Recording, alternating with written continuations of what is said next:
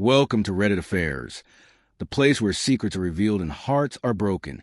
Sit back, relax, and let the story take you on an emotional ride. And remember, if you love deep, dramatic stories, don't forget to subscribe and support the channel. I never thought betrayal could live so close, right across the street. For 22 years, I believed I knew my wife better than anyone. We'd built a life together, raised 2 kids who were now off to college, and finally settled into what was supposed to be our peaceful years. Her name was Linda, and she was everything a man could hope for: smart, gentle, loyal, or so I thought. When we moved into this new neighborhood, it felt like a fresh start. The houses were neat, the lawns trimmed, and everyone smiled as if they'd known each other forever. And then there was Tom, our neighbor, mid-40s, athletic build, the kind of guy who seemed to always have time for everyone. He'd mow his lawn shirtless every Sunday, flashing that smug smile at anyone who walked by. Linda often waved to him from our porch. I thought nothing of it back then. I should have. It started small. "Tom helped me fix the garden fence," she'd say. Or, "Tom knows a lot about plants. He offered to help me with the flowers." I remember laughing, teasing her. "Well, at least someone's helping with the garden, because I sure won't." We laughed together, but her laughter stopped being real somewhere along the way. She started dressing differently. Subtly at first, new jeans, a touch more makeup. She said it made her feel young again. I wanted to believe that. I wanted to believe everything she said. Until one afternoon, I came home early. I remember the scene vividly. The living room window was open, the sound of soft music leaking into the yard. I walked in quietly, thinking I'd surprise her. Her phone was on the table, screen lit up with a message preview. "I miss you already. Same time tomorrow." At first, my mind refused to connect the dots. Maybe it was a friend. Maybe, but then I saw the name. Tom. My heart didn't break. It froze. I felt a strange calm wash over me, like I was watching my own life from the outside. I didn't confront her that day. I needed proof, cold, undeniable proof. So I waited. Over the next few weeks, I became someone else. I started watching her. She'd tell me she was going to the store, but her car would disappear for hours. One night, I followed her, headlights off, staying just far enough behind. Her car pulled into Tom's driveway. She got out, looked around, and he opened the door before she even knocked.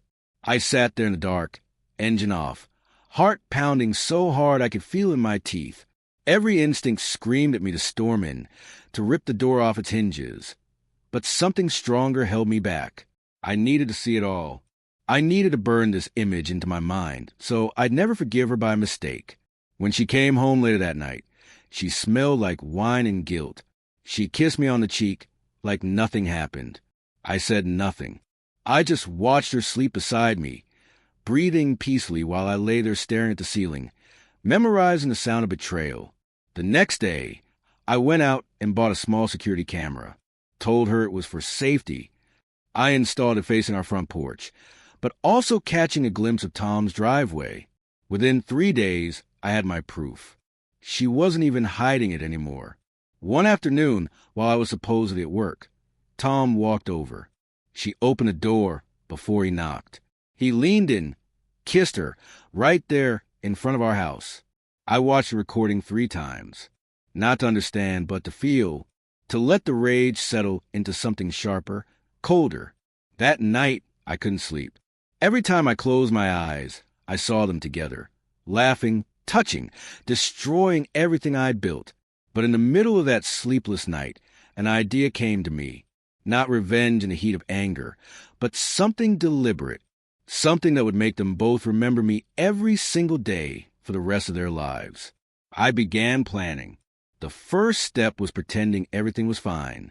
I became the perfect husband again, calm, kind, attentive. Linda seemed relieved. She even said she was so happy we're doing better lately. She had no idea that I already knew everything. I smiled, kissed her goodnight, and whispered, "I'm happy too." But inside, I was building a storm. For days after I set the camera, I moved through the house like a ghost, doing everything the right way. I fixed the leaky faucet she'd been complaining about. I picked up her favorite coffee on Saturday mornings. I made a point to laugh at her jokes, to ask about her day, to touch her arm in a way that said, "We're okay." I wanted her to see me as the man she'd always known, mild, dependable, harmless.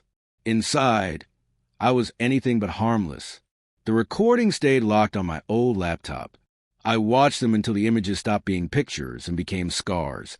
The curve of Tom's hand along her back, the way she turned her face into his shoulder like a child finding shelter. Images were not enough. I wanted a trap that would collapse from every angle, social, legal, intimate. I wanted them to feel exposed in the daylight, where excuses could not hide behind dim rooms and late-night whispers. First, I built a paper trail. I kept copies of messages, screenshots, timestamps. I printed them and placed a neat stack into an envelope labeled proof. I took the recordings to a quiet paralegal I'd found online, someone who would not judge, only file a timestamp and keep professional record. I wanted the world to know this was documented, if needed, but paper and proof were cold. I needed heat. I wanted the hurt to be immediate, to land like a fist. So I set the social stage. Our neighborhood held an annual autumn block party, the kind of event where everyone paraded their best smiles and sliced the apple pies they'd baked with care. It was a safe, public place where people showed who they were for the world to see. That year, I volunteered to organize the music and the speeches. Linda was thrilled. She loved the idea of community, the chairs, the bunting. Tom, of course, offered to help set up the barbecue. I watched them work, side by side, while I signed vendor checks and joked with neighbors. I smiled when they laughed. I made small talk with Tom about the weather, about curb appeal. He had no idea how close I sat to the furnace. 2 nights before the party, I invited a few people I trusted for dinner, and a harmless little rehearsal. Old friends from the days when we first moved into the city, people who'd known me and Linda for decades. I asked them to come early to the block party. Nothing scheduled. I just wanted them around. They came because they liked us. They left that night with a look in their eyes I'd never seen before, concern sharpening into disbelief. On the morning of the event, I woke early. The sky was clear.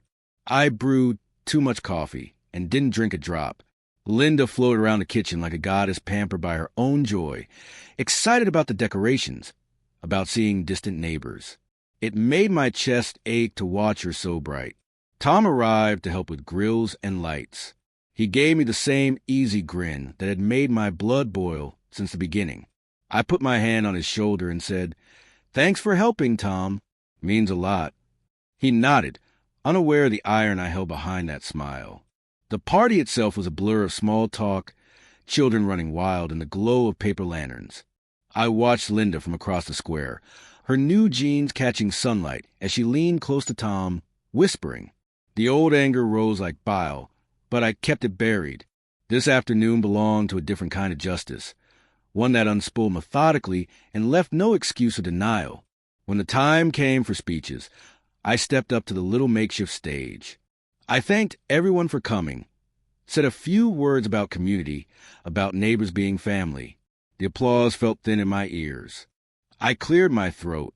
Before we end, I said, I want to share something important, something I think everyone should hear. People looked at me with the polite curiosity of a Friday night crowd. I nodded toward the sound system, and a thin, wavering recording filled the air. Not the music I'd rehearsed, but the voice caught in our living room. Linda's laugh soft and intimate, Tom answering her with a low, familiar murmur. Hundreds of voices faded into a suctioning silence. Children stopped mid-run. A spoon clattered into a paper plate. Someone said Linda's name, as if testing its shape. I watched her face as the content played. The slow draining of color, the way the mouth opened, closed, opened again, searching for words that would not come. Tom's face became a study in denial first, then fear. He looked at me, at the projection of himself on 100 turned heads, and I saw, for a fraction of a second, the child inside him realize he'd set his hand to a hot stove. There was no yelling at first, no scene. That silence was part of the trap, heavier than knives. Linda covered her face with both hands. Her shoulders shook. She made a step toward me, probably to snatch the laptop, to demand I stop. Instead, I turned the device so the crowd could see the text I'd printed, the timestamps in black and white, the receipts for dates and dinners paid for in cash. I read aloud a message she'd sent Tom. Tonight. Don't bring her up. I can't anymore. The crowd listened like jurors. Someone clapped once, awkwardly, as if to break the spell. But that one clap sounded like a verdict. Whispers unfurled like a low wind. Faces I'd known my whole life stared at my wife differently. Eyes I trusted slid away, embarrassed for the both of us. That humiliation was surgical, precise, and irreversible. Tom tried to fabricate an explanation, a misread flirtation, a therapy misstep. He stumbled, and the words collapsed into nonsense. I let him flail. I watched Linda crumble into tears, holding herself as if to keep from falling apart. When she finally looked at me, her expression was not fear so much as a hollow someone who had been discovered at their own expense. After the speeches, people drifted away in small clusters, glancing back as if they'd been at a funeral. I walked late into the night with the old friends who had helped me set the scene. We talked quietly. No one interrupted me when I said I would leave the rest to her conscience and to the legal process I'd already set in motion. No one needed to say anything. They had seen. The next morning, Linda confronted me in the kitchen. Her eyes were rimmed in red, mascara streaked down like geography. "Why would you do that?" she said, voice sharp but hurt in confusion that I knew was partly for show. Denial needs performance. "Because I wanted them to see," I said. "Because I wanted you to see the way they look at each other when they think no one is watching." "You could have talked to me," she whispered. "We could have fixed it." "Fix what?" I asked. "The way you chose someone else? The way you chose secrecy? You didn't want to fix anything. You wanted to be found." She laughed, a brittle sound that broke something in the room. "You make this sound so theatrical, as if you planned it all." "I did. I admitted. I planned everything. Because you deserve the truth played out where everyone can witness it. No hiding." Her hands twisted in the dish towel. "And Tom, you humiliated him." "He humiliated us first," I said. "I just put him where we could all see." She looked at me like I'd morphed into someone unfamiliar. "You're enjoying this," she said. "You're smiling about it." I wanted to tell her she was right. I wanted to tell her how every smile I gave during the party had tasted like molten glass, how my laughter at Tom's jokes had been a tool. I wanted to tell her about the nights I lay awake, planning not only the spectacle but the fallout, the divorce papers, the meeting with the lawyer, the timed emails to friends who asked questions. But those words would only inflame. I kept them inside where they burned, and I let the silence do the work. For a few days, things were a war of attrition. Tom no longer greeted me with a grin. Instead, he shot looks that promised reprisal. Linda became a study in mischances, making tea, handing it to me with shaking hands, asking banal questions that hung between us like charged wire. People at the neighborhood market avoided our aisle. Comment on social media arrived in a steady, small voice stream. "Is it true? Sorry, guys." The community spiderweb unraveled around us, and the center was a hole. But I wasn't satisfied with mere social exile. I wanted the life she thought she could hide in to be pried open with tools she could not control. I wanted her to lose not just a lover, but the world she'd built on top of lies. So I opened the envelope marked proof and began moving other pieces into place. I called a lawyer. I sat in the same office where men and women unspooled their failures into neat legalese and watched as words like alimony, custody investments, and property division rearranged themselves into consequences. I filed the first papers not out of spite alone, but because there's a peculiar satisfaction in seeing chaos rendered into the crisp lines of legal documents. The system would do what my hands could not. Make this permanent. She begged once, quietly, to stop. "Please," she said, "let's fix US. Not like this." She sounded like the girl I might have married if she hadn't drifted away. There are moments you take as a man when compassion seems heroic and mercy necessary. In that instant, I could have reached out and tried to salvage something. But what she had chosen had been deliberate. The kindness she now sought felt like a costume she donned when the cameras were off. So I did something colder. I told her I would not stop the legal process. I told her I would not humiliate her further in public. But I promised, without emotion, that I would see the matter through until truth and consequence had their way. She left the house that night and slept at her sister's. Tom disappeared from the neighborhood for a while, the way some men do when their reputations crack, and they hope no one will find the pieces. For the first time in years, our house was quiet in a way that had nothing to do with peace. I sat in the living room and listened to the old clock on the mantel click the days into place. The trap had closed, but I felt no triumph, only a hollowed, echoing sense of having changed something in myself beyond repair. The neighbors had watched the spectacle. Now nature and law would take the rest. And somewhere in the dark behind the scenes, the final act began to brew. The neighborhood had seen the falling of a life. The people who mattered most had taken their sides.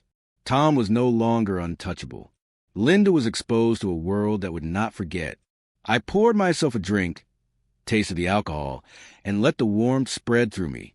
There was one step left, something that would not only hurt but force them into making choices in daylight, where excuses could not follow. I slept badly that night, but sleep came. Morning arrived with a cold clarity. By noon, I had the final piece of the plan in motion. After the papers were filed and the neighborhood had had its fill of whispers, the smallest choices became weapons.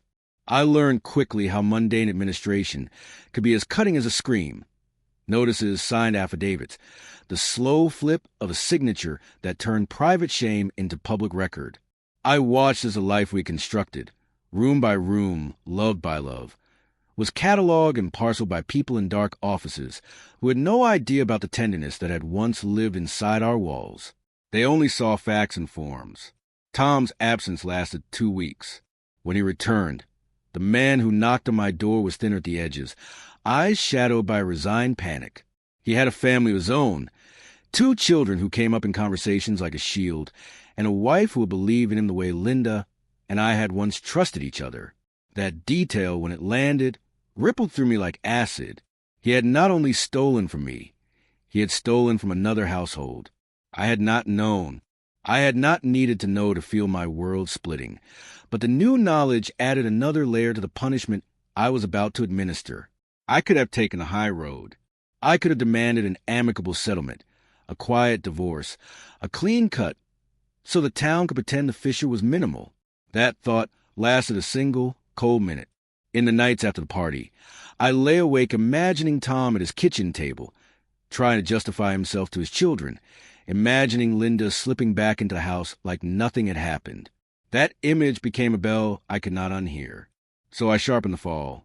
First, I ensured Tom's infidelity would not remain a rumor. I printed the recordings, transcribed the messages, collected the glossy screenshots, and compiled them into a binder that read like a dossier. I sent a sanitized version to his workplace, an email with the proof attached, and a note that said, simply, "You should know." I didn't write it out of malice to the company. I wrote it because he would have to face what he had done in daylight. Consequences have a way of redirecting the selfish. The response came quicker than I expected. His employer called him into HR. There were questions about character, about public image, about conduct that reflected poorly on the company. He was placed on leave. Rumors went from hushed to written. I watched him shrink on paper and in person. Second, I made sure Linda could not hide behind plausible deniability in court. Adultery itself is not always decisive in settlements, but embarrassment is. I furnished a lawyer with the recordings, with receipts showing clandestine dinners paid in cash, and with witness statements from neighbors who had seen them together more than once. The law moved in its patient, glacial way, but it moved. It placed pins into the map of her life. Limitations on visitation of property in the name of contested assets, a substantial settlement negotiated not out of revenge, but out of the clear, unignorable fact that she had spent marital resources on someone else. She had always argued about fairness. The court measured it. And then, because I knew the calculus of shame better than I cared to admit, I did something smaller, personal, but surgical. I called the one person I knew would feel this worst. Linda's sister, the woman she confided in at family funerals and birthdays. I sent her the evidence with a plain note. She needs to know what you're being asked to believe. That call fractured one more support beam for Linda. Family is a quiet engine in any crisis. Once family gears grind against you, the whole machine falters. When all these things happened, their reactions were far from cinematic. There were no grand confessions. Tom, confronted in the fluorescent honesty of his HR office, read his own shame the way you read a list of charges against a stranger. He tried to explain, stumbled over words that were all self-centered. Linda, confronted in custody negotiations and financial mediations, cried and said she had been lost and lonely and that it had just happened. Her lawyer painted her sorrow with the strokes of someone defending property. She wanted mercy. She wanted me to stop. I refused. Mercy, I had learned, had been earned over decades. She had spent hers in secret. The court handed down its decisions with a bureaucratic cruelty. We split the house, half the value given to her, a sum for rehabilitation, and the remainder left to me. The neighborhood watches us walk different ways. Children who once ran through our yard now kept their distance. Tom was not fired permanently, but the suspension cost him projects and trust. His wife left him for a while. She stayed with her sister. The small, logical consequences aggregated into ruin. Those were the public parts. But the most precise punishments live in the private, in acts that etch themselves into memory. A week after the final hearing, I took the box of photographs, cheap ones we had taken at graduations and birthdays, and I burned them behind the garage. It felt childish at first, a pyre of paper and glossy indignities. But watching the images curl and blacken was like watching an infection cauterize. I felt relieved and monstrous all at once. Then I did the coldest thing of all. I wrote Linda a letter. I did not leave it on the table where she would find it with shaky hand and staged remorse. I came to her sister's house and handed it to her myself. I told her what I would say out loud, because letters can be misread. That the years had been real to me, that some parts of me still wanted to reach into old photographs and salvage what warmth remained, but that I could not undo what she had chosen. The letter was simple and not cruel. It acknowledged the grief and the violation, cataloged the facts she refused to see, and concluded with a line that felt like a clean knife. You made your choice. Now live with it honestly without the safety of lies. I watched the color drain from her face as she read. It was not satisfaction I saw then. It was surrender. Months later, the neighborhood smells different. The little rituals of coffee at dawn and the waving hands across fences have been replaced by a polite avoidance, like a town that had all been given the wrong script and had to pretend it did not notice the actors stepping off stage. Tom tries to smile at me sometimes on trash day, and it is a brittle thing, full of unspoken apologies and shame that cannot be turned into a word. Linda saw me once at the hardware store. She looked at me like someone might look at a photograph of a place they once loved, familiar and foreign. She mouthed a word that might have been sorry. I nodded. That was enough. I thought the last act of revenge would taste like victory. I thought that when they were stripped of the comfortable illusions they had hidden inside, I would stand at the top of the rubble and feel triumph. What I felt instead was emptiness and an odd relief, like waking from anesthesia, to find that the old pain was no longer acute, but something deeper and duller remained. There are rewards to what I did. I did not lose everything. I retained a house that smelled like books and coffee, and I kept the small freedom that comes with not living a lie. But there is a cost I did not at first anticipate. I had become someone practiced in planning hurt. The careful craft of the trap had taught me how to move in shadow and how to make social constructs rigid and unkind. It changed how I saw the world, less forgiving, less willing to reach when someone asked. One evening, some months after the final documents were signed, I walked down to the little park behind our house. The trees had thinned into winter, and the light was thin and gray. I sat on a bench and let the cold press into my bones. A woman walked by with a child, small, loud, unconcerned with human history. The child tripped and laughed and took his mother's hand. I felt something break inside me, then settle into an understanding I had tried to deny. Revenge had been a lesson. It had taught me the value of clear sight. It had shown me that mercy could not be demanded. It must be chosen. It had also shown me that some parts of life, once broken, cannot be mended into the same shape. You have to build a different thing. I got up from the bench and walked home. The house was the same address, but the rooms felt different. There were fewer photographs on the mantel now, and more space to breathe. I lit the kettle, poured myself a cup of tea, and sat at the kitchen table. The silence was not peaceful. It was honest. For the first time since I had set the trap, I allowed myself to imagine a future that did not revolve around proof and punishment. It was quiet work, tilling a new, small field. I would not say I forgave. Forgiveness had become, for me, a constellation I could not map. But I could choose something else. To move without malice. To keep a careful love for the parts of myself that still remember the laughter, and to not allow the lesson of bitterness to become the whole of me. Outside, down the street, Tom's lawn needed mowing. Linda's car was in the driveway of a small rental. The neighborhood would keep its watchful, small-eyed gaze for a long time. People would say what they would say. I would keep my papers, my recordings, my legal receipts, not as trophies, but as sad artifacts, reminders of what happens when ordinary people decide to step into extraordinary cruelty or cowardice. In the end, the reckoning was not a single roaring moment, but a long, patient unpeeling of reputation, comforts, illusions. I had orchestrated the fall and lived through the echo of the crash. The world had been set to rights in a way that felt like justice to me and like devastation to those who had betrayed me. It was not pretty. It was not clean. It was necessary. When the first snow came, it covered the street like a blank page. I stood at the window and watched it hush the garden and soften the edges of broken things. It felt, for the first time in a long time, like an invitation rather than a sentence. And I decided quietly that I would accept it.